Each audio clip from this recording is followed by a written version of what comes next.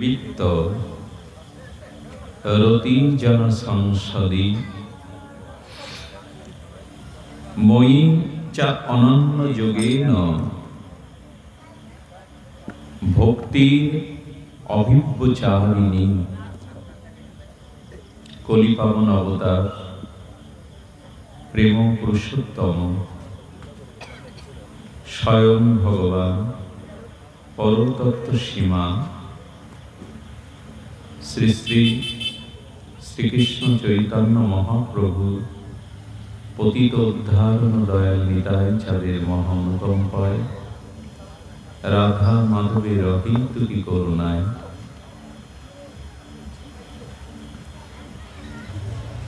চিংড়ি চিংড়া সার্বজনীন শ্রী মাতৃ মন্দির অঙ্গনে শারদীয় দুর্গোৎসবের আজ মহানবমী তিথি।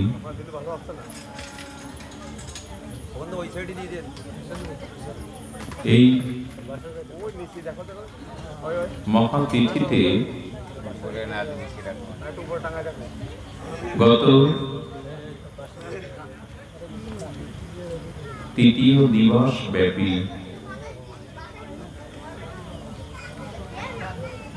পরম মাঙ্গলিক শ্রী শ্রী হরিকথার পরম আয়োজনে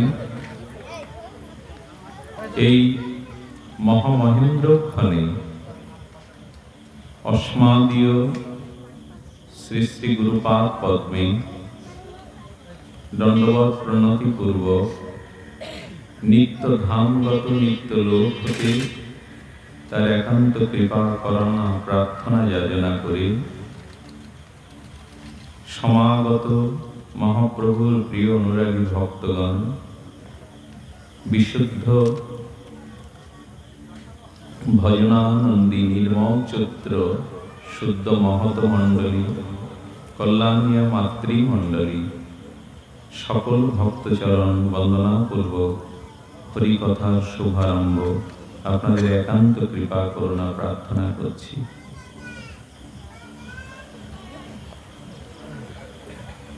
সুধীজন, কোন মহানগরীতে যখন কোন সম্রাট চক্রবর্তী আসেন, কোন এক মহানগরীর কোন প্রান্তে যদি কোন চক্রবর্তী সম্রাট বা গভর্নর আসেন, তো সাধারণ মানুষ তারা প্রভাতে দেখে যে ভাঙাচুরো রাস্তাগুলো বেশ সুন্দর করা হয়েছে, চারিদিকে ত্রণ নির্মাণ করা হয়েছে, আলোকসজ্জা করা হয়েছে। বললো রাতারাতি এই ব্যবস্থা কি করে হলো? বিদেশ থেকে যখন কোনো চক্রবর্তী সম্রাট বা মহারাজ আসেন, সেই মহারাজ বা সম্রাটকে অভিবন্দিত করার এটা একটা রীতি। রাস্তাঘাটগুলো ঝলমল করা, আলোকসজ্জা করা, ভাঙাচুরো পথগুলো রাতারাতি সেনাবাহিনী দিয়ে উপযোগী করা। এবং এই নিয়মটা পৃথিবীতে এখনো আছে যে কোনো মন্ত্রী মহোদয় বা রাজকুলতিলক, রাজ চক্রবর্তী যদি কোনো মহানগরীতে আসে, তো ওই নগরীর জেলখানায় বহুদিনের কিছু অপরাধীকে উনার সম্মানে মুক্তি দেওয়া হয়। রাজ চক্রবর্তী আসছেন, তো সেই রাজা বা রাজ চক্রবর্তীর সম্মানের জন্য অনেক সাজাপ্রাপ্ত আসামিকে কারাগার থেকে মুক্তি দেওয়া হয়। ঠিক তেমনি শারদ প্রাতে ভগবানের চিন্ময়ী শক্তি আনন্দময়ী যখন আসে না পৃথিবীতে, মা যখন আগমনীর দ্বারা আসে, তখন মেঘ মুক্ত হয় আকাশ, তখন ঋতুরানী শরৎ অপূর্ব ফুলে ফলে শস্য সম্ভারে সেজে ওঠে। দেখবেন কোনো অজানা নদীর কূলে কাশফুলগুলো কেমন দোলে, যেন আগমনীর শুভ আগমন আনন্দ বার্তা। ওই যে রাতারাতি রাস্তা সেনাবাহিনী ভালো করে দেয়, চারিদিকে আলো চলে, রাস্তাঘাটগুলো ভালো হয়ে যায়। একজন গভর্নর রাজ চক্রবর্তী আসলে যদি সেই নগরীর এই অবস্থা হয়, বিশ্ব প্রসবিনী চিন্ময়ী আনন্দময়ী মা আসবে বলে জগৎ সেজেছে এমন করে। নীল আকাশের ভেলা, তটিনী কুলে কাশফুলের দোদুলো দোলা, প্রভাতে মৌ মৌ শিশির ফুলের সুগন্ধে মার আগমনটা জানায়। এই বঙ্গজননীর প্রতিটি ক্ষেতে শস্য সম্বারে হয় পূর্ণ। মা লক্ষ্মী যেন শস্য গর্ভে এসে বসে কিনা। এই প্রকৃতির বুকে আনন্দময়ীর আগমনে প্রকৃতি নূতন করে শুধু কি সেজে ওঠে। কামার কোমর থেকে আমাদের সমাজের নিম্ন শ্রেণীর যারা, আর উচ্চ শ্রেণীর ব্রাহ্মণ থেকে শুরু করে সমস্ত শ্রেণীর মানুষগুলোর মধ্যে একটা অর্থনৈতিক সমৃদ্ধি আসে। যারা ঢাক ঢোল কাঁসা বাজাচ্ছে তাদের সারা বছরের একটা অর্থনীতির জোগাড় হয়। কামার কুমোর থেকে শুরু করে ব্রাহ্মণ থেকে শুরু করে সাধারণের ভিতরে একটা অর্থনৈতিক জাগরণ ঘটে কিনা। অর্থাৎ মা শস্য শ্যামলা ধন ধান্যে প্রকৃতিকে আনন্দ দান করেই মা এলো। এই জন্য বলা হয় আনন্দময়ীর আগমন। এবং প্রতিটি সনাতনী হিন্দু নরনারীর মনে এ কটা দিন একটা অজানা অলক্ষ্য একটা আনন্দ, একটা মিলন, একটা সম্মিলন, একটি ভালোবাসার আদান প্রদান হয়ে যায়। আচ্ছা, চিন্ময়ী শক্তির তালে কেমন বিচিত্র।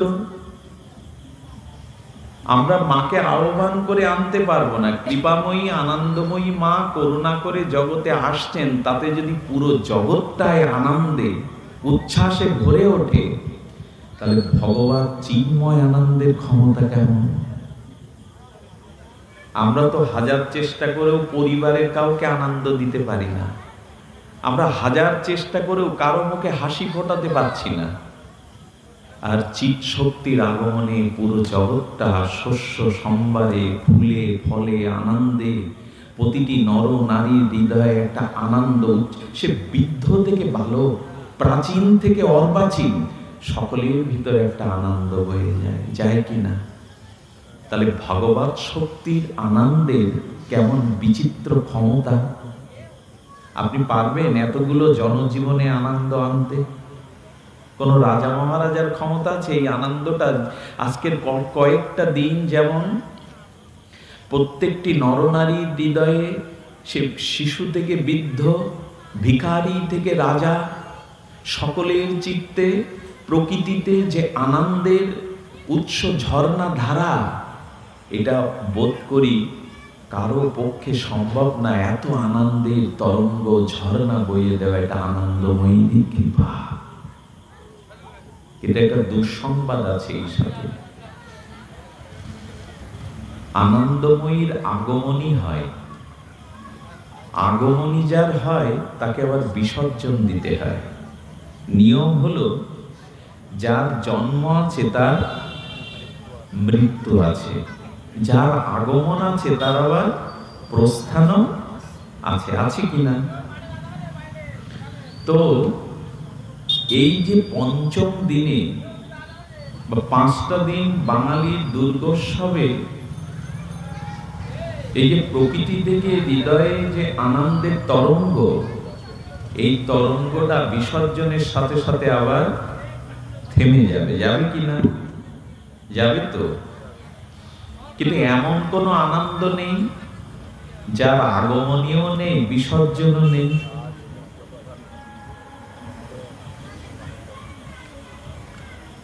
এমন কোন আনন্দ কি নেই যার আগমনীয় নেই, বিসর্জন? সেই আনন্দটা ক্ষণিক কয়েকটা দিনের জন্য না, অনন্ত অনন্ত কালের জন্য। আজকের আলোচনায় সেই অখণ্ড পরম আনন্দের সন্ধান করব আমরা ভগবত থেকে।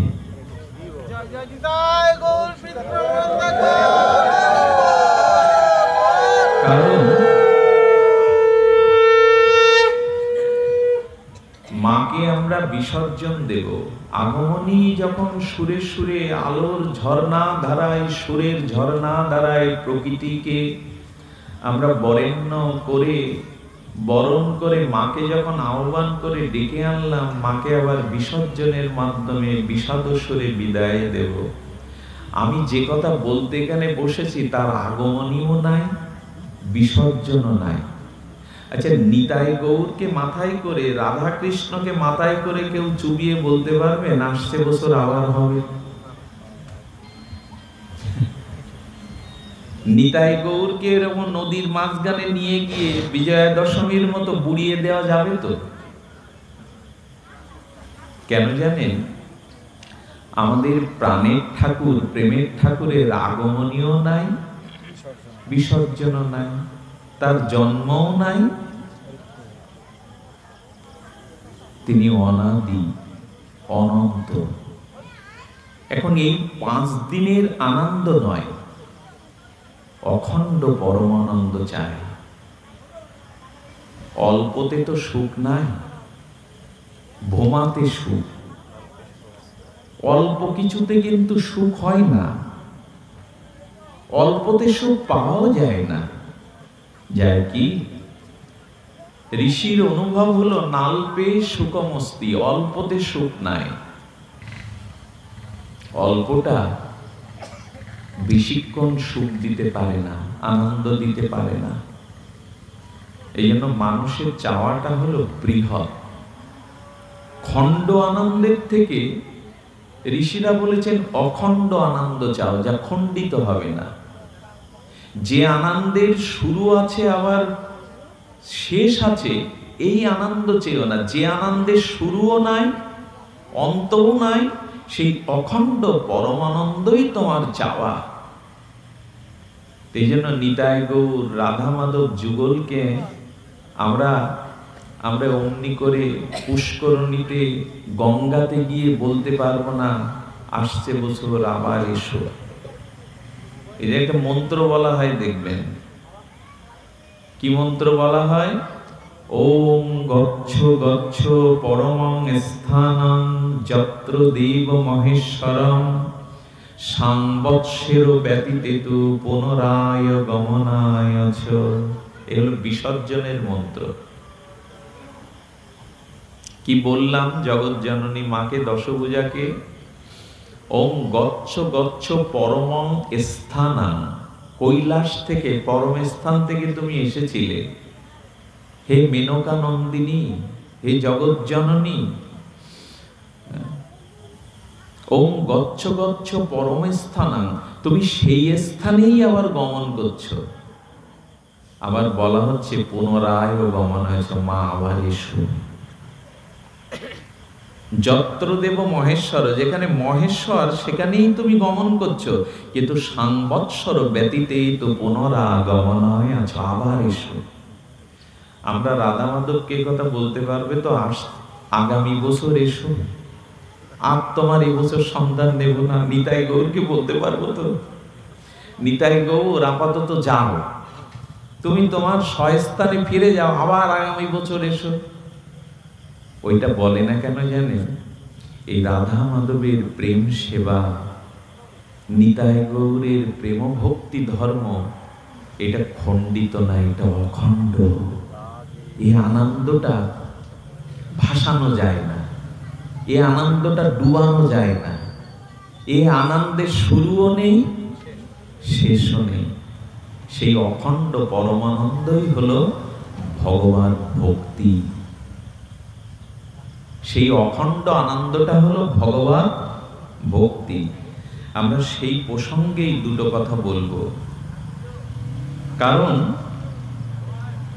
বারবার মই চা অনন্য যোগে ন, মই চা অনন্য ভক্তি যোগে ন, ভক্তি অভুবিচারিণী। কি অপূর্ব শব্দ জীব গোস্বামীর। ভক্তি অবিব্যচারিণী। এই জন্য বলছেন যে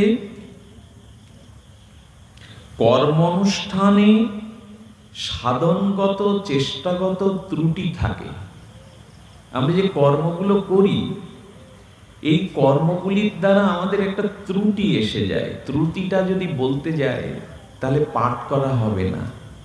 ত্রুটি তো এখন সব দিকে।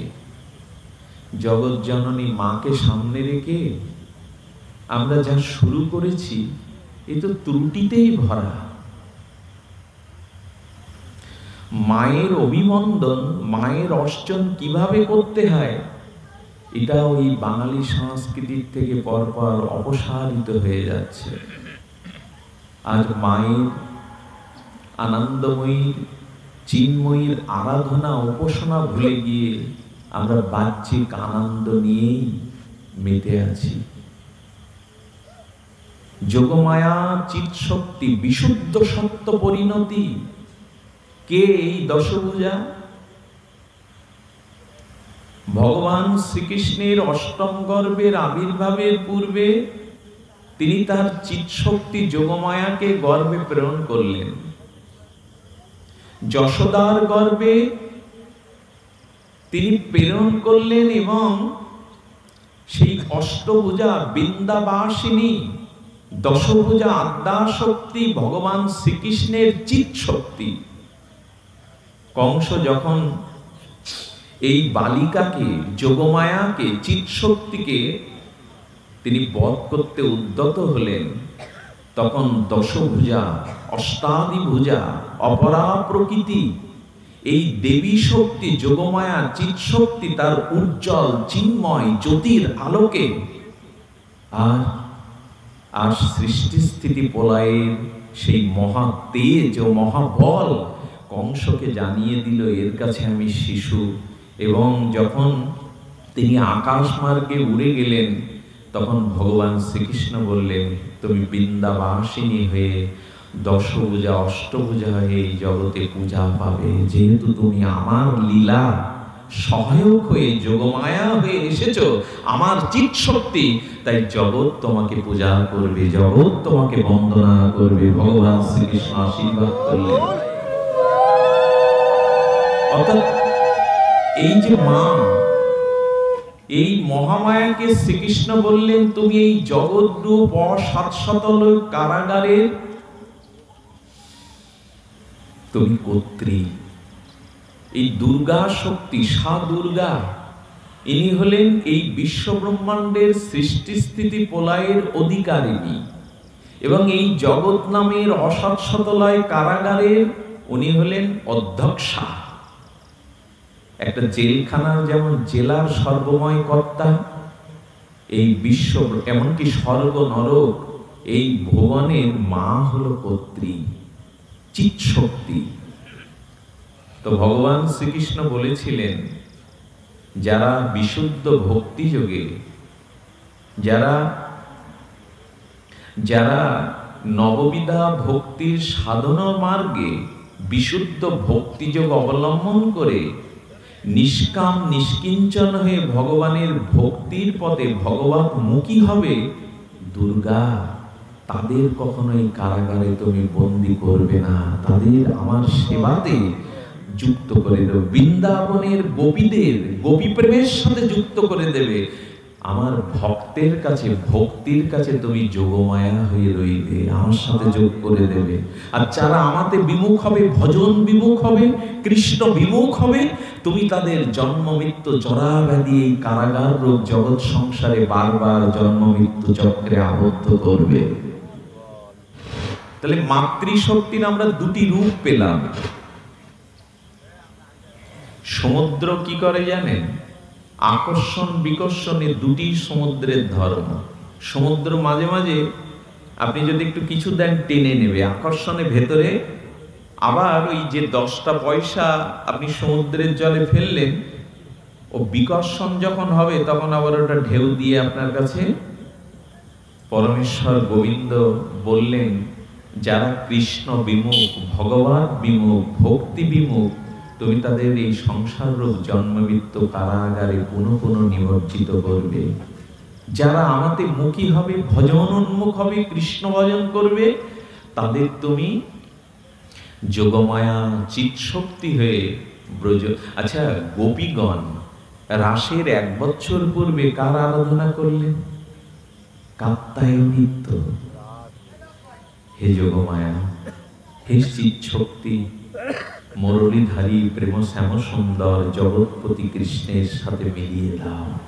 তাকে পতিরূপে পেতে চায়। মায়ের কাছে মনে হয় এই প্রার্থনায় আমাদের করা উচিত, মা যাতে গোবিন্দকে পতিরূপে পেতে পারি, তার সেবা করতে পারি, তার লীলাতে যুক্ত হতে পারি, এই কৃপা দান করো। কিন্তু দুর্গা পূজা আজ বড় ব্যাঘাত হয়ে গেছে, যন্ত্রণার হয়ে গেছে। মাকে সামনে রেখে, মাকে আনন্দময়ীকে আমরা আনন্দ দিতে পারি না। আসলে সমগ্র পৃথিবী একটা বাতাবরণ পরিবর্তন হয়ে গেছে দ্রুত, আধুনিকতার নাম করে আর পরিবর্তনের তরঙ্গে। এখন মার পূজা বলতে যেটা হয়, তার মধ্যে সাত্ত্বিকতার বড় অভাব। যে জাতীয় মায়ের সামনে আচরণ মায়ের সন্তানরা করে, আদৌ সেটা মায়ের ভালোবাসা নয়। মাকে এরকম করে ভালোবাসতে হয়। দুর্গাপূজার যে দুরবস্থা, আমরা দুর্গাপূজাকে যে জায়গায় নামিয়ে এনেছি, এটা বড় কলঙ্কিত করেছি। আমি আসতে গিয়ে পথে পথে দেখলাম যেসব অশ্লীল শব্দাবলী সুরাবলী দিয়ে অশ্লীল গানগুলো বাজানো হচ্ছে, এবং ওখানে আধুনিক যন্ত্রের যে হাইব্রিড দিয়ে বাজানো হয়, যে কোনো বৃদ্ধ হার্টের পেশেন্টের ক্ষতি হবে। ধর্ম তো কাউকে ক্ষতি করবার কথা বলে। ধর্ম মানে তো মিলন, ধর্ম মানে তো আনন্দ। অপরকে কষ্ট দেওয়ার নাম তো ধর্ম হতে পারে না। অসুস্থ শিশুগুলো মার কোলে, ওই পাড়ার মধ্যে অসুস্থ শিশুগুলো, রাত 2টোর সময় কিছু যুবকরা সেইখানে বসে বসে ওইভাবে যে অশ্লীল গানগুলো তারা ওইভাবে বাজায়, অসুস্থ শিশুগুলোর কি যন্ত্রণা হয়, হার্টের পেশেন্টদের, বৃদ্ধদের কি জাতীয় যন্ত্রণা হয়। এ অধিকার তো মা তোমায় দেয়নি যে ধর্মের নাম করে অন্যকে যন্ত্রণা দেওয়া। জগৎজননী মায়ের সামনে উন্মত্ত নাচ গান আর সাংস্কৃতিক অনুষ্ঠানের নামে সে বিভৎসতা ভাষায় বর্ণনা করার ভাষা আমার জানা নাই। এ কি পূজা? এ কি আরাধনা? জাতির মুক্তি, দুর্বল থেকে সবলতার মন্ত্র, এই আদ্যা শক্তির কাছে আমরা নিতে পারি। এটা ছত্রপতি শিবাজী মার পূজা করেছিলেন, নেতাজি সুভাষ বসু করেছিলেন বঙ্কিমচন্দ্র।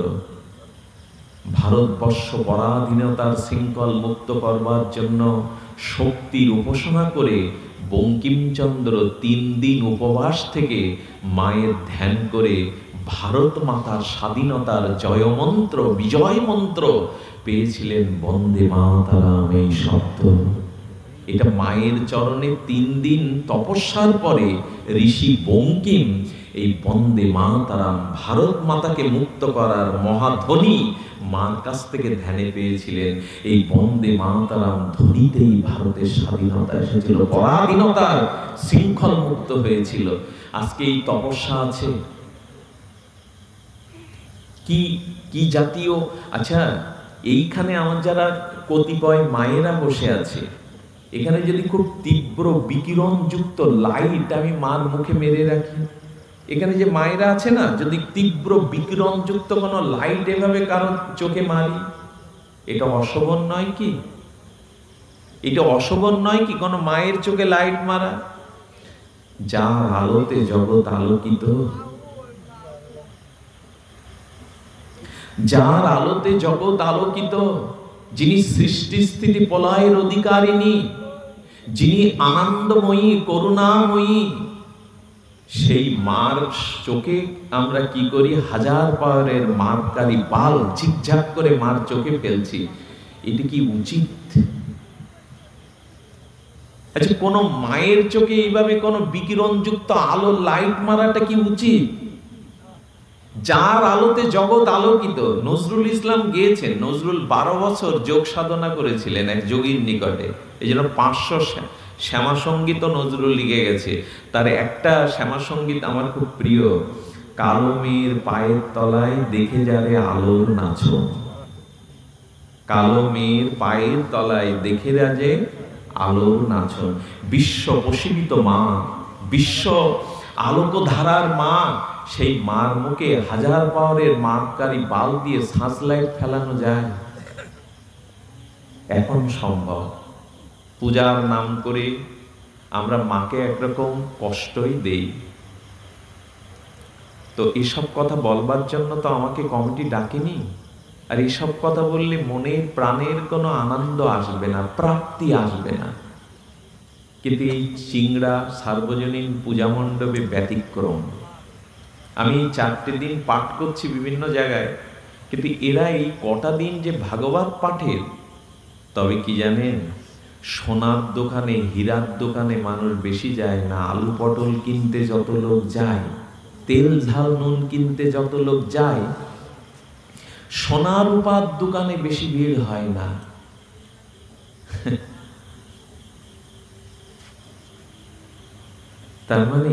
তার মানে এই যে কমিটির সদস্যবৃন্দ ভাগবত পাঠের আয়োজন করেছে, এতে তাদের একটা ব্যর্থতা ঘোষণা করা হবে। ভক্তবৃন্দ হয় না, 2-4 জন মিলে কি হই হুল্লোড় করো, হরিবল হরিবল করো। ওর থেকে যদি অন্যান্য সাংস্কৃতিক অনুষ্ঠান করা যেত, বেশি আনন্দ হতো। এর থেকে একটা মানুষ কি এগুলি চায়?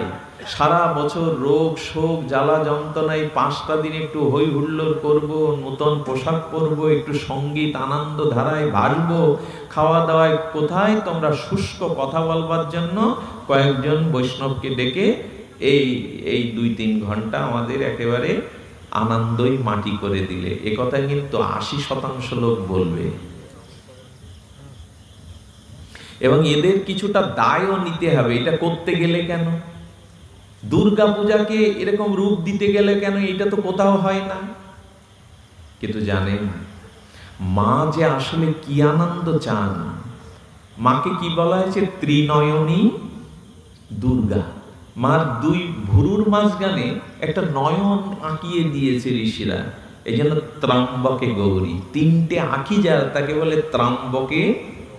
অম্বক মানে চক্ষু। তো 3টে চোখ কেন?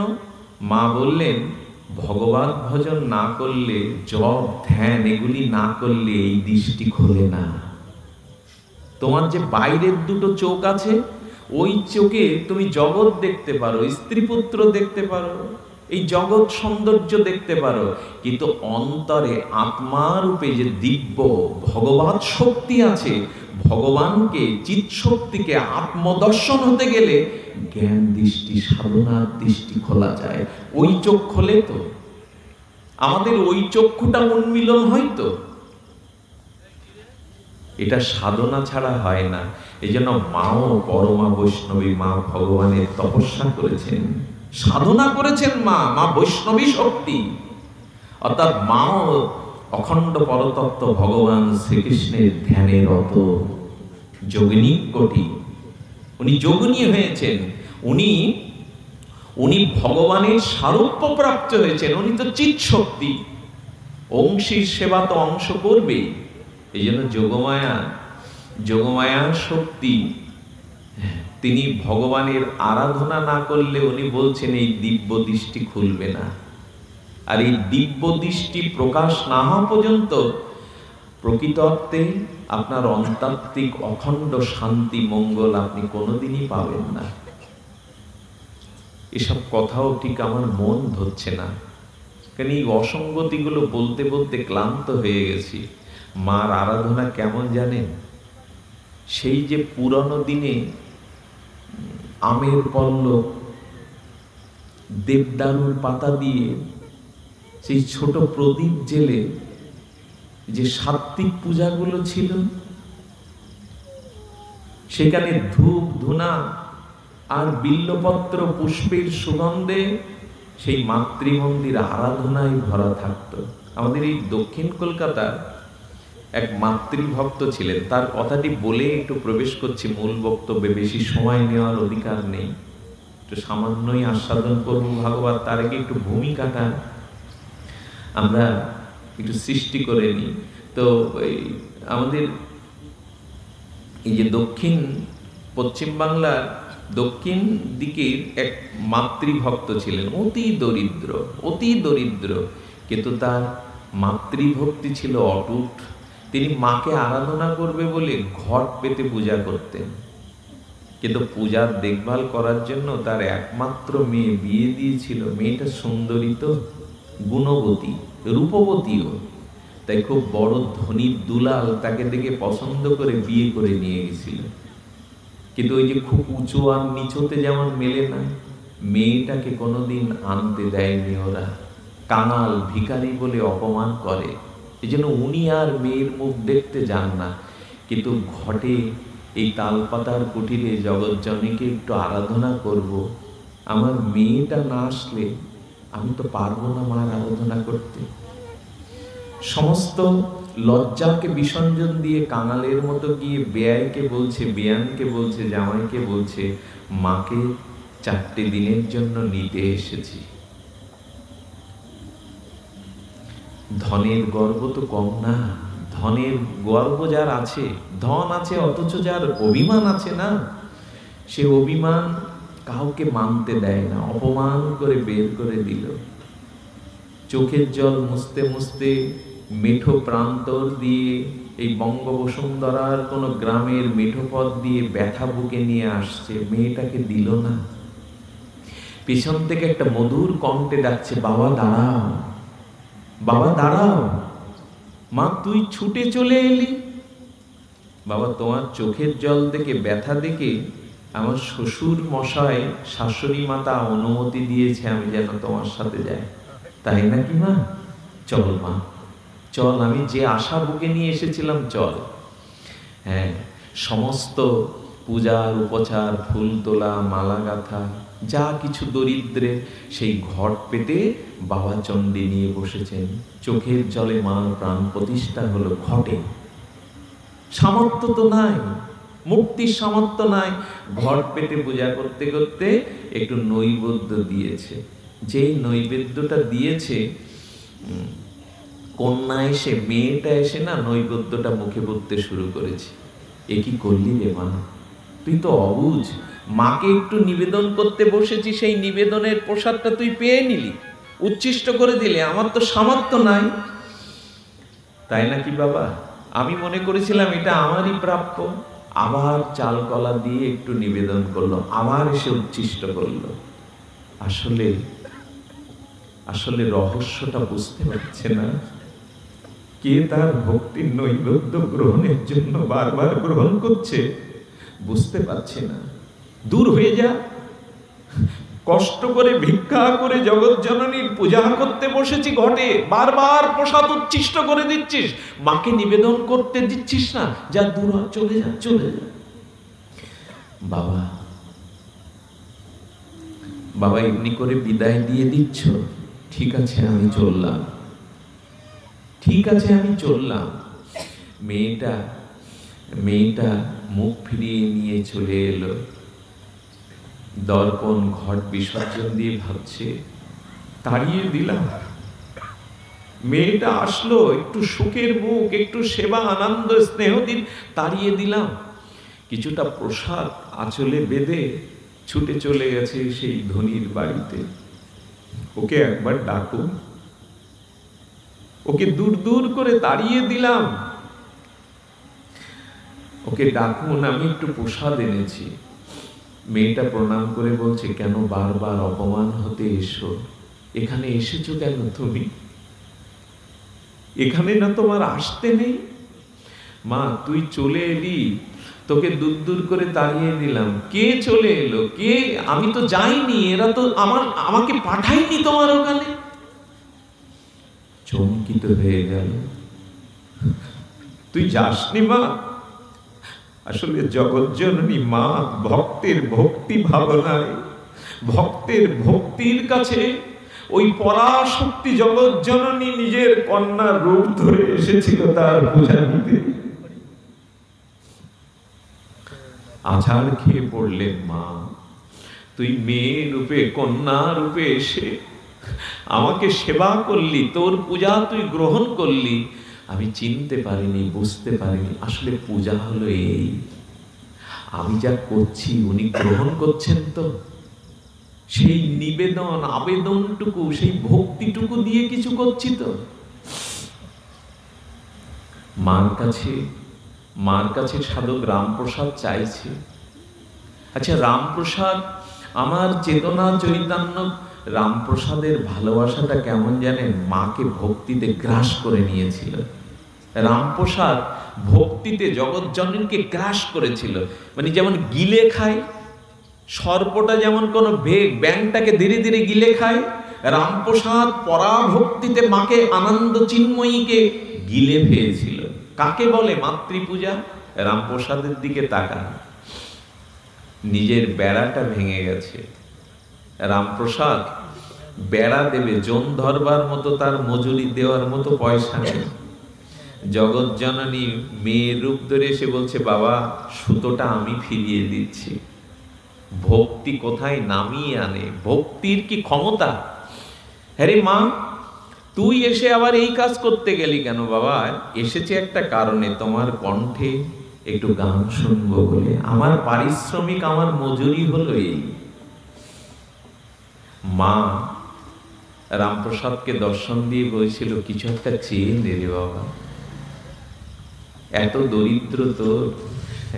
জমিদার বাবু রামপ্রসাদকে সেরেস্তায় কাজ দিয়েছেন, আমার সারা সপ্তাহের খরচটা তুই খাতায় লিখে আমাকে দেখাবি। জমিদার বাবু সপ্তাহ শেষে বলছে, আমার খরচের খাতা রামপ্রসাদ। খরচের খাতাটা চোখ বুলিয়ে দেখে, ওখানে সব মায়ের বন্দনা লেখা, মায়ের গান লেখা।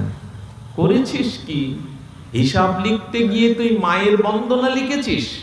চোখের দিকে তাকিয়ে বললেন, তুই জগতে এসেছিস হিসাব লিখতে না, মার আরাধনা করতে। চলে যা, উন্মুক্ত গৃহে গিয়ে, নদীর তীরে গিয়ে মাকে একান্ত ভাবে ভালোবাস। আমি মাস ভাড়াটা তোর বাড়ি পাঠিয়ে দেব, তুই এজন্য আসিসনি। রামপ্রসাদকে মা বলেছিল, তোর ঘরে খড়ের চাল দিয়ে ঝরঝর করে জল পড়ে, কিছু চাইবি না আমার কাছে? আমি বিশ্ব জননী, আমি জগৎ জননী, আমি পরাবিদ্যা দিতে পারি, কিছু চাই না তোর? অন্তরে অন্তঃস্থল থেকে রামপ্রসাদ বললেন, মা আমি রাজা হতে তো চাই না, আমার মাটির ঘরে এই ছোট্ট খুঁটিতে যেন অতিথিকে দুমুঠো দিতে পারে মা। আমি তো রাজা হতে চাই, রাজা হলে তো তোকে ভুলে যাব। আমরা কি চাইলাম মার কাছে? ঠাকুর রামকৃষ্ণ মা ভবতারিণীর মন্দিরে ঢুকেছে এই পরমহংস, অন্যের নিবেদনের থালাটা মার সামনে রেখে বলছে, ও মা, ও তুই হাতে করে না খাওয়ালে খাবি না? নিজে নিজেই আত্মস্থ হয়ে বলছে, তুই খাবি না, আমার হাতে খাবি মা? অন্যের থালাটা মার মুখের কাছে নিয়ে বললেন, খা মা। কাকে বলে আরাধনা? কাকে বলে পূজা? খা মা। ও তুই বলছিস সন্তান না খেলে মা খায় না? তা ঠিক আছে, আমি আগে খেয়ে নি বলে নিজের মুখের ভিতরে অন্ন দিয়ে ওই এটো হাতেই বলছেন, নেই মা এবার আমি খেয়েছি তো খা। এটাই মা চান, এই অন্তরে নিবেদিত ভালোবাসাটাই মা চায়। একদিন মাকে মানসে শয়ন দিচ্ছেন ঠাকুর রামকৃষ্ণ। দেখবেন দক্ষিণেশ্বরে যারা গেছেন, মায়ের স্থাপিত বিগ্রহের পাশে একটা শয়ন কক্ষ আছে, ওই শয়নের একটা খাট আছে।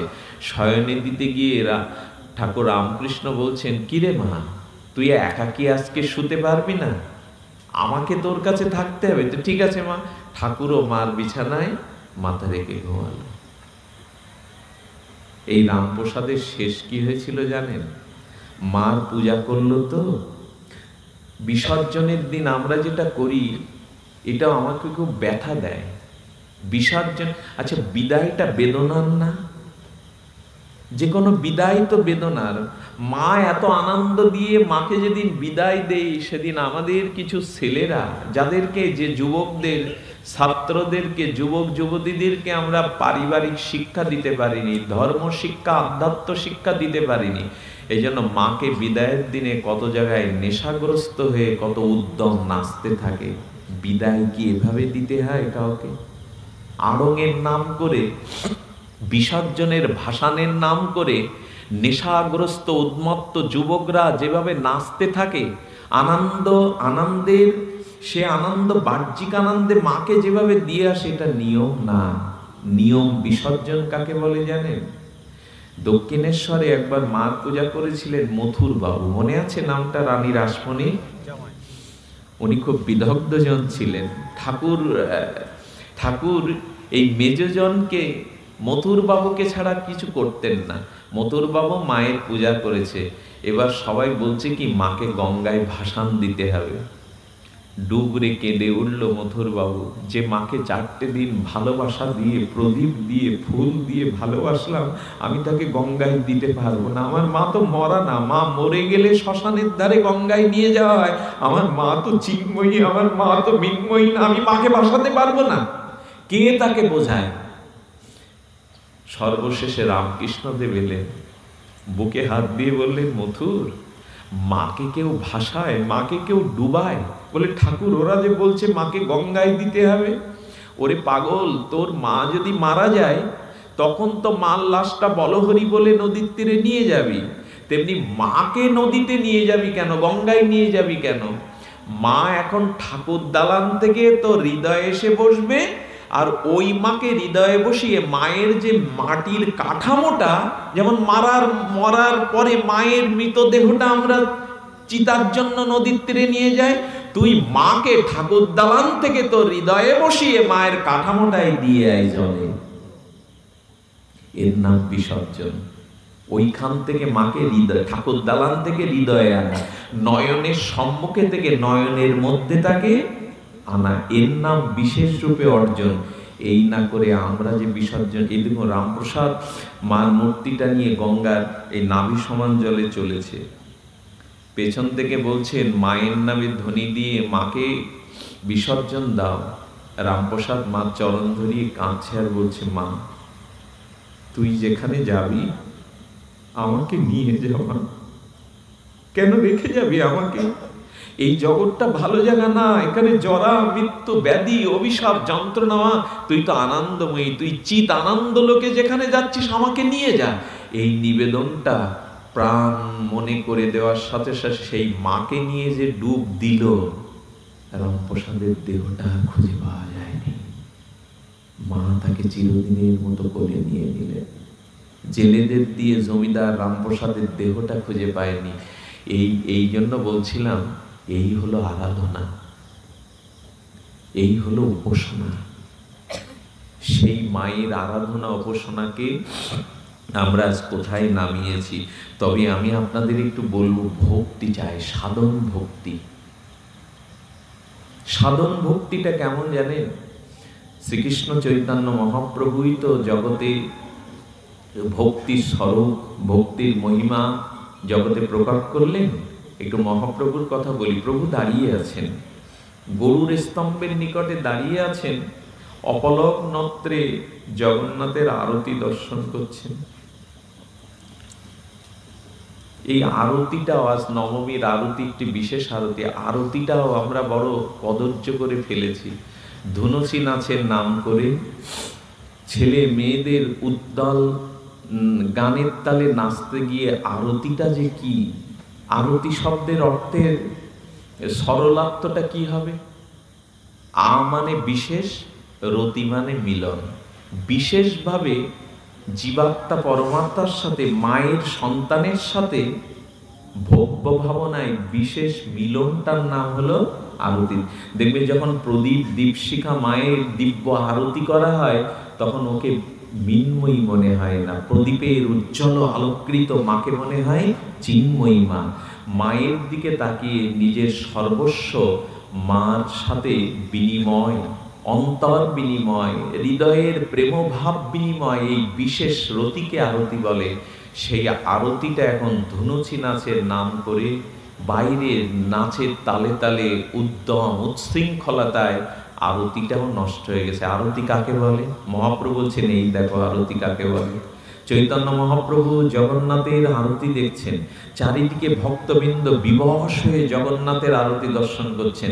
একটা মহিলা খড়-বোকায় পেটে, সে জগন্নাথের আরতি দেখবার জন্য তার উৎকণ্ঠা ব্যাকুলতায় তিনি এসে দেখছেন, ছোটখাটো তো ওই স্ত্রী জাতিটা, উনি খুব ছোটখাটো, উনি চারিদিকে মানব প্রাচীরের মধ্যে থেকে জগন্নাথের আরতি হয়েই চলেছে, উনি দেখবার তৃষ্ণায় ব্যাকুলতায় কোনোখানে পথ পাচ্ছেন না। না পেয়ে হঠাৎ দেখলে একজন যেন পাশে একা দাঁড়িয়ে আছেন। কে দাঁড়িয়ে আছেন ওখানে? শ্রীকৃষ্ণ চৈতন্য মহাপ্রভু। উনি আরতি দর্শন করছেন।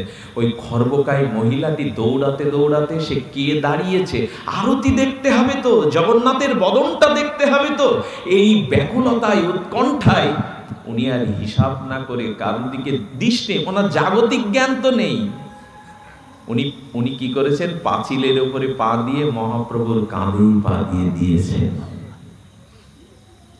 সন্ন্যাসের পরে সন্ন্যাসী শিরোমণি মহাপ্রভু বিষ্ণুপ্রিয়াকে যাওয়ার অনুমতি দেননি। আচার্যকে মনে মনে বলেছিলেন মাকে আনতে, আর কাউকে না। বিষ্ণুপ্রিয়া দেবী, লক্ষ লক্ষ নবদ্বীপবাসী যখন শান্তিপুরে মহাপ্রভুকে দেখতে যাচ্ছে, কিছু মহিলারা প্রিয়াজির গৌরবক্ষ বিলাসিনী বৈষ্ণব জননী বিষ্ণুপ্রিয়া, তুই এত কি অভাগিনী, এই বিশ্ব চরাচরের অদম তিপিত পাড়িত সবাই প্রভুকে দেখতে যাচ্ছে, তোর অনুমতি দিল না প্রভু। কত বড় বেদনার কথা। বিষ্ণুপ্রিয়া যাওয়ার আদেশ নেই, মহাপ্রভু মুখখানা দেখবে না। প্রিয়াজি বলছেন, ওরে ওরে, কোন মানুষটাকে দেখতে তোরা ছুটেছিস?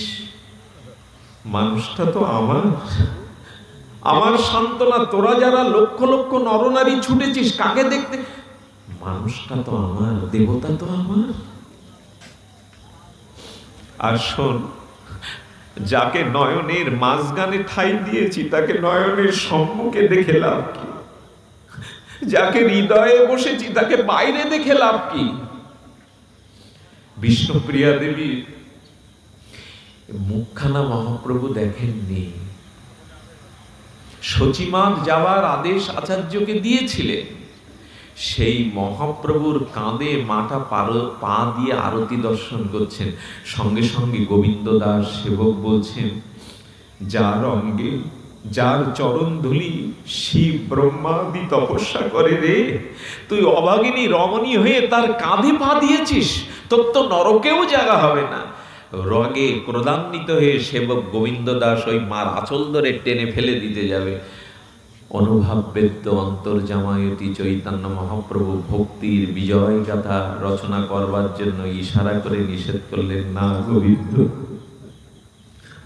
ওই এই জগতে নাই, ওর বাহ্যিক চেতনা নেই যে কার কাঁধে পা দিয়েছে, কোথায় দাঁড়িয়েছে। ও জগন্নাথকে দেখবার জন্য, আরতির জন্য বড় ব্যাকুল, বাধা দিও না। এরপরে যে ঘটনাটা ঘটলো সেটা বড় হৃদয়। মাটা আরতি দেখতে দেখতে অষ্টসাত্ত্বিক ভাব বিকারে কাঁপছে, পড়ে যাবে। মহাপ্রভু ইচ্ছা করে এই মায়ের দুটো চরণ জড়িয়ে ধরলেন যাতে কাঁপ থেকে পড়ে না যায়। আমার মনে হয় যারা এই যুগে নিষ্কিঞ্চন নিরাবিল নিষ্কিঞ্চন অহিতুক রাধা মাধবকে ভালোবেসেছে, মহাপ্রভু যেন বললেন, যারা ভক্তির দ্বারা আকুতি চোখের জলের দ্বারা আমার প্রাণনাথকে ভালোবাসবে, আমি তাদের পড়ে যেতে দেব না, আমি তাদের চরণ ধরেও ধরে রাখবো, তাকে পড়ে যেতে দেব না। একমাত্র ভক্ত ভগবান আর ভক্তি ছাড়া পড়ে যায়, সব ধ্বংস হয়ে যায়। হয় না শুধু ভক্তি, ভগবান আর ভজন। এই যে কতজন মানুষ আপনারা এখানে বসে ভগবত কথা শুনতেন, আয়ু বলছে কি আমি তোমাদের আয়ুটা কালটা হরণ করব না, আর ভগবান কথা বলছেন কি, আমি তোমার কর্মের মধ্যে দিয়ে এই যে হৃদয়ে যাচ্ছি, এ জন্মে না হোক কোন জন্মে এই হরিকথার কারণে আমি তোমার গোবিন্দ চরণ পাইয়ে দেবো, আমি বৃথা যেতে দেব না। বৈষ্ণবের সঙ্গ করি, বৈষ্ণবের অঙ্গ হেরি, শ্রদ্ধান্বিত শ্রবণ কীর্তন।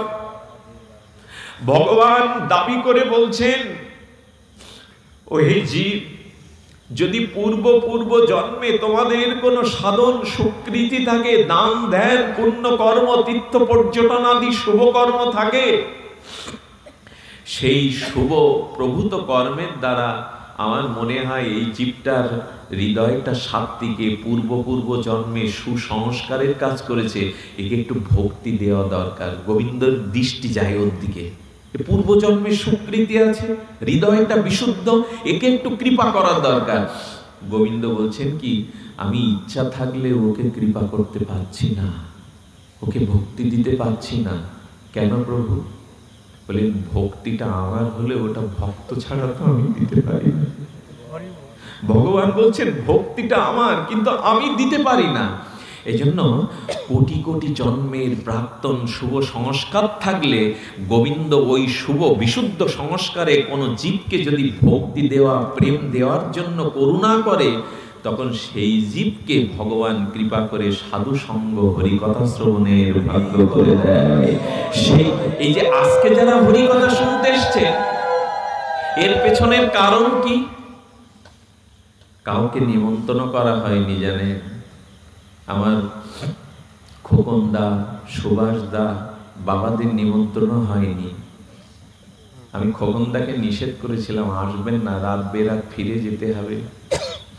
এদের নিমন্ত্রণ করা হয়নি। এসেছে কেন জানেন? আপনারা এসেছেন কেন জানেন? আজকে গোবিন্দ আপনাদের দিকে দৃষ্টি দিয়েছেন, প্রসন্ন দৃষ্টি। এই জীবকে আজ একটু কৃপা করতে হবে। তো আমি তো ভক্তি দিতে পারবো না, তাই ওকে সাধু সঙ্গে, বৈষ্ণব সঙ্গ, হরিকথার ভাগ্য দিয়ে দেবো, যাত্রা প্রেম পাবে। যদি গোবিন্দ কাউকে প্রেম ভক্তি দেওয়ার জন্য করুণাসিক্ত নয়নে দৃষ্টি দেন, সেই দিন সেই ভক্তকে গোবিন্দ কৃপা করে সাধু সঙ্গ হরিকথা শ্রবণের ভাগ্য দিয়ে দেন। মানে আপনারা আসেননি, আপনাদের প্রতি আজ গোবিন্দের রাধারানীর কৃপা দৃষ্টি পড়েছে। সাধু সঙ্গটা এমনি এমনি হয় না। তো একদিনের হরিকথাও ভগবানকে মিলিয়ে দেয়। ওই মাটা আরতি অন্তে তার চেতনা ফিরে এসে দেখলেন, আমার জীবনের সব ভক্তি ভজন বৃথা। আমি মহাপ্রভুর কাঁধে পা দিয়েছি, আমি পাপিষ্ট, আমি পা দিয়েছি।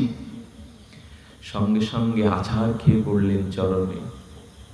হে দীন দয়াল, হে পতিত উদ্ধারণ, হে প্রেমময়, হে পতিত উদ্ধারণ, ক্ষমা করো অভাগিনী, অভাগিনী পাপীয়সীকে ক্ষমা করো। আমি বুঝতে পারিনি, জানতে পারিনি। আমি জগন্নাথের আরতি দেখবার জন্য ব্যাকুল হয়ে অজানায় তোমার প্রেমময় তনুতে আমার মতো পাপিষ্ঠার পা আমি স্পর্শ, ক্ষমা করো। মহাপ্রভু বলছেন, ওঠো মা। এবার মহাপ্রভু উল্টে অঞ্জলি করে হাত পেতেছেন। মা রে, জগন্নাথকে দর্শনের জন্য তোর হৃদয়ে যে ব্যাকুলতা, উৎকণ্ঠা, আমার তো ওই ভক্তি নেই। দে মা, আমাকে কিছুটা ওই ভক্তি দে তুই। স্বয়ং অখণ্ড পরতত্ত্ব রাধা ভবদ্দূতি চৈতন্য মহাপ্রভু এই মায়ের ভক্তির কাছে অবনত হয়ে গীতাঞ্জলি কুষ্টে বলছেন, তোর মতো ভক্তি আমার নেই, দে মা, আমিও যেন জগন্নাথের দর্শনে এত ব্যাকুল হতে পারি। এই হলো আমাদের দেবতা, এই হলো আমাদের ঠাকুর, যিনি ভক্তিতে যিনি নিজেকে এভাবে সঁপে দেন। আমি যেটা বলতে চেয়েছি, আমাদের অখণ্ড পরম প্রাপ্তি হলো এই ভজন বা ভক্তি। এটা না পেলে সব বঞ্চনা। এই সংসারের আর যা কিছু দেখছি, এটাই 5 দিনের মতো আগমন আর বিসর্জন, পুনঃ পুনঃ জন্ম, পুনঃ পুনঃ মরণ। অখণ্ড কবে পাবো? যেদিন এই ভজন আসবে জীবনে, যেদিন সাধু সঙ্গ হরিকথা পাবো, যেদিন ভগবানকে নিবিড় করে একান্ত করে ভালোবাসতে শিখব। এই ভক্তিটা এখন বড় বিরল হয়ে গেছে, কেউ ভক্তির পথে আসতে চায় না। বাহ্যিক আনন্দটা আমাদের পেয়ে বসেছে, বাহ্যিক একটা আড়ম্বর আমাদের পেয়ে বসেছে। তবে অতি বড় সদ্গুরুদেবের কৃপা হলে, শুদ্ধ বৈষ্ণবের কৃপা হলে কেবল এই পথের পথিক হওয়া যায়। সবার ভাগ্যে এটা হয় না, সবার ভাগ্যে এই পথে আসা হয় না। এই ভক্তির পথে, ভজনের পথে, বৈষ্ণব সাধুর অনুগ্রহের পথে এ বড় সৌভাগ্য লাগে। তা না হলে ভক্তির পরকাষ্ঠাতে গোবিন্দ কি বলে গেলেন? গোবিন্দ বলছেন, ভক্তির পরকাষ্ঠাতে গোবিন্দ কি বলে গেলেন? গোবিন্দ বললেন, নারদ, আমার মাথা যন্ত্রণাও পর্যন্ত ভক্তের ধুলিতে ছাড়া যাবে না। স্বয়ং ভগবান তার মস্তিষ্কে ব্যামোতে বললেন, ভক্তের পাপ ধুলো যদি আমার মাথায় একটু কেউ দিতে পারে, ভগবান তোমারও যন্ত্রণা আছে। আমরা যদি একটু পূর্বপক্ষ হয়ে গোবিন্দকে প্রশ্ন, তোমারও মাথা যন্ত্রণা আছে? গোবিন্দের ব্যথাটা বেশি, গোবিন্দের যন্ত্রণাটা বেশি। কিরকম জানেন? একথা বলতে গেলে আমি ভাষা হারিয়ে ফেলবো। রুক্মিণী সত্যভামা তাদের প্রাণপ্রিয় বিলাসী করে গোবিন্দকে সেবা দেন। 16,108 জন যার মহিষী, রুক্মিণী সত্যভামা জাম্ববতী অষ্টমহিষী গোবিন্দকে পরিপাটি করে রাজময় শুক ফুলসজ্জায় সায়ন করিয়ে দেন। রুক্মিণী সত্যভামা দেখেন রাত্র দ্বীপ্রহরে গোবিন্দ ডুবরে ডুবরে কাঁদছে। ভগবান যে কাঁদে, দ্বারকানাথ কাঁদবে কেন? উনি তো দ্বারকার অধিপতি। রুক্মিণী সত্যভামা যার পাশে শয়ন করে আছে, রুক্মিণী গোবিন্দের অঙ্গে হাত দিয়ে বলছেন, প্রভু তুমি রাধে রাধে বলে কাঁদছিলে কেন? কে রাধে? প্রভু আমরা কি তোমার সেবিকা নই? আমরা কি তোমায় আনন্দ দিতে পারি না? তুমি রাধে রাধে বলে প্রতি রাত্রে স্বপ্নেতে কেঁদে ওঠো কেন? সকালবেলা রুক্মিণী সত্যভামা দেখেন বালিশগুলো কাঁদতে কাঁদতে গোবিন্দ, ব্যথা তার বেশি নয়, রাত জেগে কাঁদে কে? রাত জেগে চোখের জল ফেলে কে? যার ভেতরে ব্যথা আছে সেই তো কাঁদে। রুক্মিণী সত্যভামা গোবিন্দকে বলছেন, কার জন্য কাঁদো তুমি? রাধে রাধে বলে স্বপ্নের মধ্যে চিৎকার করো, কে রাধে? কার জন্য তুমি বালিশ ভিজিয়ে রাত্র দ্বীপ্রহরে স্বপ্নেতে আরতিতে কেঁদে ওঠো? ভগবানের ব্যথাটা কি জানেন? ভগবানের ব্যথাটা হলো ভক্তকে না পেলে, ভক্ত সঙ্গ না পেলে ভগবানের ব্যথা করছে না। আপ্তকাম পুণ্যকাম অখণ্ড পরমানন্দ ভগবান, তারও বুকে ব্যথা লাগে ভক্তকে না পেলে। ভক্ত সঙ্গে তার সঙ্গ না হলে তার হৃদয়ে ব্যথা জাগে। ভগবানের ব্যথা আমাদের মধ্যে স্ত্রী পুত্র টাকা পয়সা বিপদ আপদ রোগ শোকের জন্য না। ভগবানের বেদনা হলো ভক্ত হারানোর বেদনা। রায় রামানন্দকে বলা হয়েছিল, মহাপ্রভু বলছেন, দুঃখ মধ্যে কোন দুঃখ? দুঃখের মধ্যে কোন দুঃখটাই সর্ববৃহৎ দুঃখ? বড় দুঃখ কোনটা? কৃষ্ণ ভক্ত বিনা দুঃখ নাহি আর। যদি ভক্ত সঙ্গ না পায়, হরি কথা না পায়, হে ভগবান তোমাকে ভালোবাসা না দিতে পারি, তোমার ভজন না করতে পারি, এই ভক্ত সঙ্গ হারা হওয়ায় হলো বেদনার। মহাপ্রভু ব্রজ থেকে গোপীদের হারিয়েছেন, রাধারানীর ভালোবাসা হারিয়েছেন, নন্দ বাবার যশোমতী মায়ের নিষ্কিঞ্চল বাৎসল্য প্রীতি হারিয়েছেন। সেই ব্যথায় তিনি ব্যথাতুর হয়ে কাঁদছেন। অর্থাৎ ভগবান ও ভক্ত সঙ্গ না পেলে তার ব্যথায় বেদনায় অশ্রু ঝরে। সেই ভগবান বলছেন, আমার মাথা যন্ত্রণা যেতে পারে যদি ভক্তের পায়ের ধুলো দাও। উদ্ধবকে বলেছিলেন, উদ্ধব আমি ভক্তের সামনে কোনোদিন চলি না।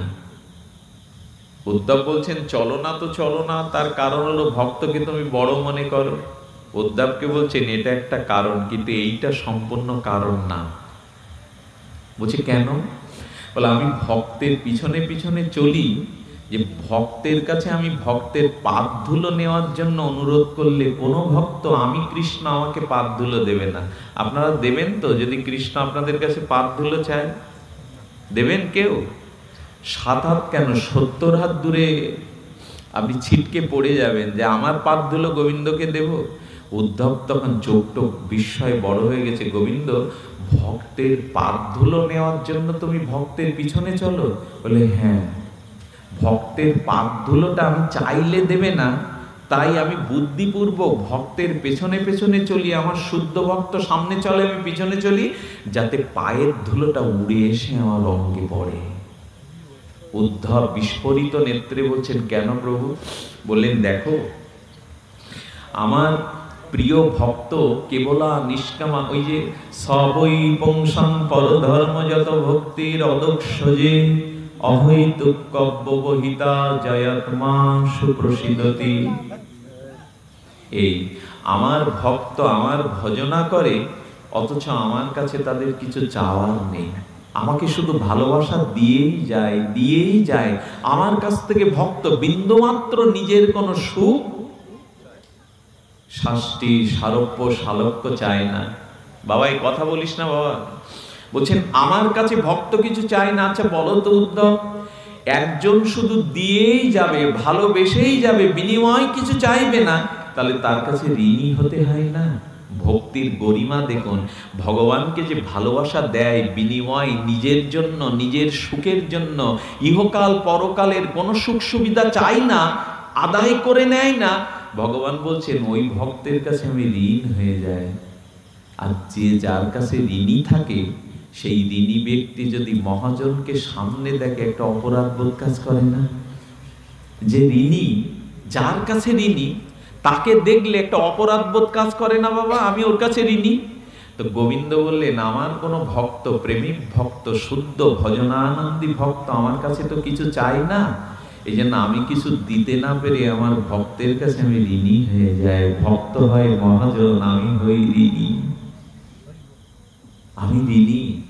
তো ঋণ যার, সেই অপরাধী ব্যক্তি যার কাছে ঋণী, তাকে টাকা না দিতে পারলে, শোধ না দিতে পারলে, যদি তার চরণ দোখানা জড়িয়ে ধরে তার পাদ ধুলোটা মাথায় দিয়ে বলে ক্ষমা করে দাও, আমি তো দিতে পারছি না, তখন অপরাধ মুক্ত করে দেয়। অনেক মহাজন আছে চরণে পড়লে, ধুলোটা নিলে ঋণ মুক্ত করে দেয়। তাই উদ্ধব, আমি আমার প্রিয় ভক্তের পেছনে চলি, আমি তো দিতে পারলাম না কিছু আমার ভক্তকে। ইহকাল পরকালে আমার সেবা ছাড়া, আমার আনন্দ ছাড়া আমার ভক্ত আমার কাছে কিছুই চায় না। এই জন্য ওই ভক্তের কাছে ঋণী হয়ে পায়ের ধুলোটা অঙ্গে মেখে মনে করি কিছুটা ঋণ শোধ করলাম। আর কিছু ঋণ ছিল, ওটা আমি আসছে কলিযুগে, পুষ্পবন্ত কলিযুগে গৌর হয়ে গিয়ে ভক্তের ওই ঋণগুলো শোধ করব। তো কি ঋণ? বলো, ভক্তে আমার জন্য যে প্রেমাশ্রু ফেলেছে, বিগলিত অশ্রু ফেলেছে, আমিও ভক্তের জন্য কেঁদে কেঁদে সেই ঋণ শোধ করব। এই ভগবানকে ভালো না বেশি পারবে? স্বয়ং কৃষ্ণ বলছেন, রাধে আমাকে যেতে হবে, আমি তোমার কাছে ঋণী, রাই ঋণী, গোপী ঋণী ঋণী, আর আমি ভক্তদের কাছে ঋণী। ভগবানকে প্রশ্ন করছেন, তুমি কেন ঋণী? তুমি তো স্বয়ং ভগবান, তুমি ঋণী কেন? বললো, আমার জন্য ভক্তরা কেঁদেছে, কিন্তু আমি ভগবান সেই কান্নার বিনিময়ে তাদের জন্য চোখের জল ফেলে নিয়ে পর্যন্ত। ভগবানের কি কৃতজ্ঞ কত! আর ভক্ত আমার নামে, আমার প্রেমে কত ধুলা মেখেছে, গড়াগড়ি দিয়েছে। আমি ভগবান, আমি তো ধুলায় গড়াগড়ি দেইনি। আপনারা কত দূর থেকে কিভাবে ফিরে যাবেন? আপনাদের অনেকের যানবাহন নেই, কত কষ্ট করে পায়ে হেঁটে এই তিমির রাত্রিকে পরাভূত করে ফিরে যাবেন। গোবিন্দ বলছেন, সবাই আমাকে খুঁজেছে, এবার আমি ওদের কষ্ট দেব না, আমি দাঁড়ে দাঁড়ে গিয়ে ওদের খুঁজবো, আমি তাদের দাঁড়ে দাঁড়িয়ে গিয়ে খুঁজবো। এই জন্য যে ঠাকুরের কথা বলতে বসেছি, যে ঠাকুরকে আঁকতে বসেছি হৃদয়ে, সেই প্রেম কল্পতরু শ্রীকৃষ্ণ চৈতন্য মহাপ্রভু, তার প্রেমের ঋণ শরীর পরিশোধটা কতখানি ব্যাকুল হয়ে তিনি কাঁদছেন, ধুলায় লুটাচ্ছেন তার পর্বত কাঞ্চনময় দেহ। এই জন্য এমন ঠাকুরকে ভালো না বেশি পাওয়া যায়। গৌরাঙ্গের দুটি পদ, যার প্রেম সম্পদ, সে যেন ভক্তি রসসার। আমি এই অখণ্ড প্রেমের, এই অখণ্ড ভক্তির সন্ধানটা এর বিসর্জন্যে যারা যারা নির্মল কোনো প্রভাতে মঙ্গল প্রদীপ জ্বালিয়ে গৌরের বদনটা দেখেন না, যারা ভজন করতে করতে, হরিনাম করতে করতে অনুরাগ দৃষ্টিতে মহাপ্রভুর আজানুলম্বিত প্রেমময় বদন দিকে একবার তাকান, যদি তাকাতে পারে, যদি ওই চরণকে বুকে ধারণ করতে পারেন, যদি গৌর নামকে নিতাই নিতাইয়ের কৃপাকে একবার হৃদয়ে নিতে পারেন, তবে তবে সেজনা ভক্তি রসসার। ওগো, পরশমণির ছোঁয়ায় তো লোহা সোনা হয়, কিন্তু পরশ পাথরের ছোঁয়াতে আর একটা পরশ পাথর হয় না। সোনা হয় কিন্তু পরশ পাথর হয় না। আর আমার নিত্যানন্দ গৌর যার দিকে একটু কৃপা দৃষ্টি, প্রেম দৃষ্টিতে চায়, গৌর তাকে পরম রত্ন করে দেন, সোনা নয়, তাকে পরশ পাথর করে দেন। এই জন্য মহাপ্রভুর দিকে যারা, একদিনের একটা নবদ্বীপের ঘটনা বলি, আমার খুব ভালো লাগছে এখন পরিবেশটা। এখন একটু দৃষ্টি দিন, মানে চোখ দিয়ে না, অন্তর দিয়ে এখানে এখন তাকান। এইখানে মহাপ্রভুর কৃপায়, ভাগবত কৃপায় এখন এইখানের বাতাসটা এমন হয়ে গেছে, আপনার মনে আর কোনো সাংসারিক বিষয় চিন্তা, যন্ত্রণা এই মুহূর্তে হৃদয়ে আর আপনার যন্ত্রণা দেবে না কেউ। যদি একটু মন প্রাণটা গৌর গুণগাথাতে ডুবতে পারেন, সাঁতার কাটা না, ডুবতে হবে। নরোত্তম তো সাঁতার জানে না, ডুব দিতে জানে। যদি একটু ডুব দিতে পারেন, আপনার অন্তরের এখানে আর কোনো বিষয় জ্বালা থাকবে না। গৌর গুণনিধি, গৌর কৃপানিধির এমন করুণা। এক নদিয়া বাসিনী, এক ঘরণী, নদিয়া বাসিনী এক ঘরণী গোধূলি বেলায় সরোদনী গঙ্গায় কলসি কাঁকে নিয়ে জল ভরতে গেছে। দৃশ্যটা আমার খুব ভালো লাগে, বলতেও ভালো লাগে, আস্বাদনেও প্রেম পায়।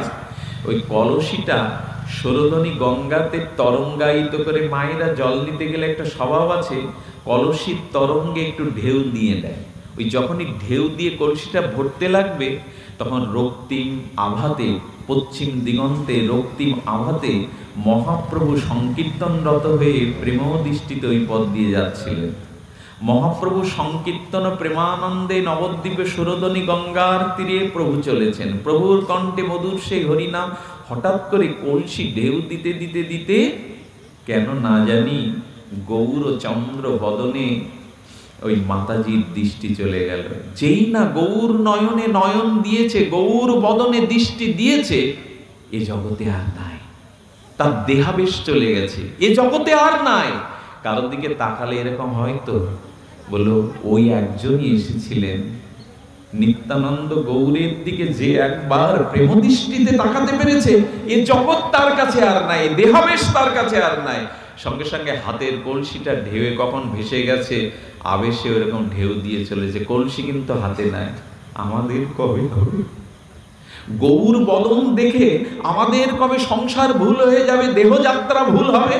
দেহকে না ভুললে, সংসারকে না ভুললে তো গৌর চরণে প্রেম ছুড়ে। একজন দূর থেকে বলছে, কি গো কলসি ভাসিয়ে দিয়ে দোল দিচ্ছ কি সুরধনী গঙ্গার তরঙ্গে? আর চেতনা নেই। কলসিটা আবেশে যেরকম কাকে নিয়ে চলে আসে, খালি কলসি তো নাই, ওই অনুভব করে করে, ওই অনুকরণ করে কলসি নিয়ে হেলে দুলে চলেছে। কোন পথ দিয়ে যাচ্ছে, কোথায় যাচ্ছে, একবার দৃষ্টিতেই এ জগতে আর নাই। এরকম দৃষ্টি কবে দেব তার দিকে? হরি বলি বাহু তুলি প্রেম দৃষ্টি চাই, করিয়া কল্পনা কলমশনাশ প্রেমেতে ভাষায়। যারা গৌর নয়নে নয়ন দিয়েছেন, তারা প্রেম পাবেন। কিরকম জানেন? আফ্রিকার জঙ্গলে, আমি অনেকবার বলেছি, আফ্রিকার জঙ্গলে একটা সরসিপ আছে, সাপ। এই সাইজের ছোট সাপটা কি করে শিকার ধরে জানেন? সামনে দিয়ে যে প্রাণীগুলো যায়, চোখ দিয়ে ফোয়ারার মতো বিষ বিস্ফোরিত করে তাকে আটকে দেয়। এমনকি হাতি যেতে গেলে যদি চোখ দিয়ে বিষ দেয়, হাতি টলতে থাকে। কিরকম ক্ষমতা বলুন তো? এক জায়গায় বসে চোখের দ্বারা ফোয়ারার মতো বিষটা ছুটিয়ে দেয়, আর প্রাণীগুলো আক্রান্ত হয়ে যায়। কোন বিষাক্ত সাপের চোখ দিয়ে যদি বিষ সঞ্চারিত করা যায়, তাহলে মহাপ্রভুর দিকে যারা তাকায়, প্রভু যাদের দিকে দৃষ্টি দেন, তাদের প্রেম হবে না কেন? প্রেম হবে। এই জন্য গৌর নয়নে নয়ন দিয়ে আর সে গৃহে এসে ভুলতে পারছে না। শাশুড়ির লাঞ্ছনা গঞ্জনা কটুবাক্যেও যেন মন থেকে তাকে ভুলতে পারছে না। কোন এক সখী এসে বলছে, দরজা জানলা অন্ধকার করে দে, অন্ধকারে দেখতে পাবি না মুখটা। দরজা জানলা রুদ্ধ করে গৌরকে ভুলবার জন্য সংসার তো ভুল হয়ে গেল। আর তো কোনো কাজ তার দ্বারা হচ্ছে না, আর তো দেহাবেশ নেই, দেহের কোনো খাওয়া দাওয়া। একবার দৃষ্টিতে কি হয়ে গেল? আর তার দেহাবেশ নাই। আমাদের সর্বনাশ হলো এই দেহাবেশ। যতদিন দেহাবেশ আছে ততদিন অন্তরাবেশ আসবে না, প্রেমাবেশ। দেহকে ভুলতে হবে, জগতের পর্দাটা সামনে থেকে সরাতে হবে। তবেই না অন্তর্দৃষ্টি খুলবে, তবেই না ভেতরের সাক্ষাৎকার হবে, প্রেম সাক্ষাৎকার। যখন চারিদিকে দরজা জানলা দিয়ে দিয়েছে, তখন অন্ধকারে আলোর বিকিরণটা আরো বেশি উজ্জ্বল হয়। তখন গৌর বদনটা আরো উজ্জ্বল হয়ে তার হৃদয়ে প্রতিভাত হচ্ছে। আষাঢ় খেয়ে বললেন, ওই নয়নে নয়ন দিয়ে আমার সব গেল, আমি আর তাকে হৃদয় থেকে সরাতে পারলাম না। আমাদেরও কবে হবে? কবে করুণা দৃষ্টি পড়বে? কবে কৃপা দৃষ্টি পড়বে? সেই হরিগুলি বাহু তুলে প্রেম দৃষ্টিতে কবে দৃষ্টি পড়বে? কেন দৃষ্টিতে প্রেম হবে কেন? ঠাকুর মশাই একথা বললেন কেন? বৈষ্ণবের অঙ্গ হেরি, বৈষ্ণবের দিকে তাকাতে হবে কেন? কেন বৈষ্ণবের দিকে তাকালে প্রেম হবে কেন? বললো, তার হৃদয়ে যে প্রেম চিৎকণ প্রেমটা আছে, তার দিকে দৃষ্টি দিলে তার নয়নের, তার অঙ্গের ভিতর দিয়ে ওই হৃদয়ের প্রেমটাও তার মধ্যে সঞ্চারিত হয়ে যাবে। এই জন্য তো রাধা কান্তিটাকে মহাপ্রভু বাইরে নিলে। রাধা ভাবদ্যুতি সুবলিত তনু নবমী। রাধার দ্যুতিটা কৃষ্ণকে বলছেন, অন্ত কৃষ্ণ বহির গৌর। রাধারানী বলছেন, তুমি অন্তরে প্রবেশ করো, আমি বাইরে থাকি। কেন রাধা? বলে, তোমাকে দেখে তো দুর্যোধনের প্রেম হয়নি। রাধারানী বলছেন, তোমাকে দেখে তো দুর্যোধনের কংসের প্রেম হয়নি। রাধারানী এই জন্য বলছেন, কলিযুগে প্রায় তো সব দুর্যোধন, কলিযুগে সবাই তো ভক্তি বিরোধী। তাই এক কাজ করো প্রভু, তুমি অন্তরে থাকো, আর আমার এই কান্তিটা বাইরে নাও তুমি। কারণ কি জানো? তুমি যখন আমার কান্তিটা নিয়ে জীবের দ্বারে যাবে, তখন তোমার দিকে দৃষ্টি দিলেই তার প্রেম হয়ে যাবে। রাধা ভাব কান্তি এমন, দৃষ্টি দিলেই প্রেম হয়ে যাবে। এই জন্য মহাপ্রভুর দিকে যারা একবার দৃষ্টি ফিরিয়েছেন, আমার নিতাইয়ের দিকে যে একবার দৃষ্টি ফিরিয়েছেন, প্রেম ভক্তি তাকে বরণ করবে, প্রেম ভক্তি তাকে অভিসঞ্চিত করবে। তাই অখণ্ড প্রেমানন্দ, এই ভক্তির প্রেম স্বরূপ, সেই অখণ্ড শ্রেয় উত্তম রস দেওয়ার জন্য শ্রীকৃষ্ণ চৈতন্য মহাপ্রভু নিতাই চাঁদ এসেছিলেন এই কলিযুগের ভাগ্যাকাশে। একই দোহাকালে, একই কালে দোহার প্রকাশ। সেই চন্দ্র সূর্য নয়, অপ্রাকৃত চিন্ময় প্রেমচন্দ্র গৌরচন্দ্র নিত্যানন্দ চন্দ্র উদিত হয়ে অজ্ঞানতম নাশ করে আমাদের হরিনাম হরিপ্রেম দিয়ে গেলেন। এই হরিনাম আর ভক্তিকে আশ্রয় করাই হলো অখণ্ড আনন্দকে ধরা। এর আগমনীয় নেই, এর বিসর্জন নেই, এর আগে পর উঁচু নিচ ভেদ মধ্য নাই। এই প্রেম ভক্তি, গৌর প্রেম, নিত্যানন্দ প্রেম, হরিপ্রেম, এগুলি আমাদের অখণ্ড প্রেমানন্দ। যেদিন গৌর নবদ্বীপে এসেছিলেন, আমাদের এই মা সীমান্ত দ্বীপে গিয়ে গৌরকে দেখবার জন্য তপস্যা করেছিলেন। এই জন্য সীমান্ত দ্বীপ নামে আজও নবদ্বীপে মা খ্যাত। এই মা জগৎজননী মা দুর্গা, তিনি সীমান্ত দ্বীপে বসে গৌর বদনটা দেখবো বলে উনি তপস্যা করেছিলেন। এই জন্য ওইখানটার নাম হয় সীমান্ত দ্বীপ। মা আরাধনা করেছিলেন একটু গৌর বদনটা দেখবে বলে। এই কলির কলি যুগাবতার শ্রীকৃষ্ণ চৈতন্য মহাপ্রভুর হরিনাম ভক্তিকে যেন আমরা অবলম্বন করি। আমি আপনাদের কাছে আর নয়, অতবৈ কবিবা নিত্যাং ভক্তিং পরময়া মুদা বাসুদেবী ভগবতী কুর্বন্ত প্রসাদিনাম। একমাত্র ভগবানে যদি বিশুদ্ধ ভক্তি হয় তবে হবে সাধনার দ্বারা, শ্রবণ কীর্তন স্মরণ এইগুলি ভক্তি অঙ্গ যাজনের দ্বারা, শুদ্ধ সাধু সঙ্গের দ্বারা এইগুলি প্রতিষ্ঠিত হবে। চিংড়া পূজা মণ্ডপের সেবক বৃন্দকে প্রণাম জানায়, তারা প্রণামের কাজ করেছে, তারা মহৎ কাজ করেছে। দরকার নাই কোটি কোটি লোককে বাইরের উন্মাদনায় ভাসাতে। যদি একজনও মানুষ হরি কথার দ্বারা তার চিত্ত নির্মল হয়, হরি কথার দ্বারা কেউ হরি ভজনে ব্রতী হয়, এটাই সার্থকতা। ওগো কোটি কোটি মানুষকে অস্থায়ী ক্ষণিক আনন্দ দিয়ে কি লাভ? যে আনন্দ তাকে পরকালে আলো দেবে না, যে আনন্দ তাকে পশু জন্মিতে অধঃপতিত হওয়া রোধ করতে পারবে না, যে আনন্দ আবার আমাকে মানুষ করে শুদ্ধ ভজনানন্দী চিত্ত দিয়ে আবার গৌর গোবিন্দের ভজনের কৃপাদান করবে, সেই কাজটা এরা করলো। জানি না গ্রামবাসী আশেপাশের মানুষ তাদের কিভাবে গ্রহণ করবে। তবে তাদের বলি, যারা সমালোচনা করবেন, যারা তাদের এই কাজটাকে সমর্থন না করবেন, তাদের উদ্দেশ্যে বলি, এইখানে একবার এসে এখন তাকান, এইখানের এই বাতাসটা একটুখানি অঙ্গে নিয়ে দেখুন কোনটা শ্রেয়, কোনটা মঙ্গল। এই উন্মাদনায় বাহ্যিক আনন্দ না এই মানুষগুলির ভিতরে এখন যে সাত্ত্বিক প্রেরণা মহাপ্রভুর কৃপায়, সেটি শ্রেয়। ভক্তি শ্রেয়, ক্ষণিক শ্রেয়, খণ্ড শ্রেয় না অখণ্ড পরমানন্দ ভক্তি শ্রেয়। তাই কৃষ্ণ ভক্তি ব্যতীত, মহাপ্রভুর নাম প্রেমে ভক্তি ব্যতীত আমাদের কোনো পরম মঙ্গলই নাই। সর্বমঙ্গল সর্বচিন্তামণি স্বরূপ এই হরিভক্তির কথা যারা এই কটা দিন পরিবেশনের সুযোগ করে দিয়েছেন, তাদের প্রতি আশীর্বাদ রাখবেন, প্রেরণা দিবেন। তারা এই ক্ষয়িষ্ণু সনাতন হিন্দু ধর্মকে, আজকে চারিদিকে হিন্দু জাতির যে দুরবস্থা সেটা বর্ণনা করা যায় না। আমাদের বহু মত বহু পথ, আমাদের এক গ্রামে 5 ঘর থাকলে সেখানে দ্বিধা দ্বিখণ্ডিত।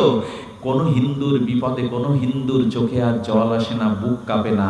এই খণ্ডিত স্খলিত অধঃপতিত বিভিন্ন শাখায় বিভক্ত হিন্দু জাতিকে একমাত্র একত্রিতর মন্ত্র গাইতে পারে চৈতন্য মহাপ্রভুর হরিনাম আর ভগবত ভক্তি। এইখানে কোনো বিচার নেই, ভেদাভেদ নেই। অন্তত এই কলিহত জীবে সনাতন হিন্দুর একমাত্র পরম বিজয় হতে শ্রীকৃষ্ণ সংকীর্তনম, একমাত্র ভগবত ভক্তি একত্রিত করতে পারে। আসুন সবাই ভক্তির জয়গান গাই, সবাই ভজনেই মনোআবেশ করি। আপনাদের সবার মঙ্গল কামনা করে দূর থেকে যেসব শুদ্ধ ভক্তরা কৃপা করে এসে স্থানকে ধন্য করলেন,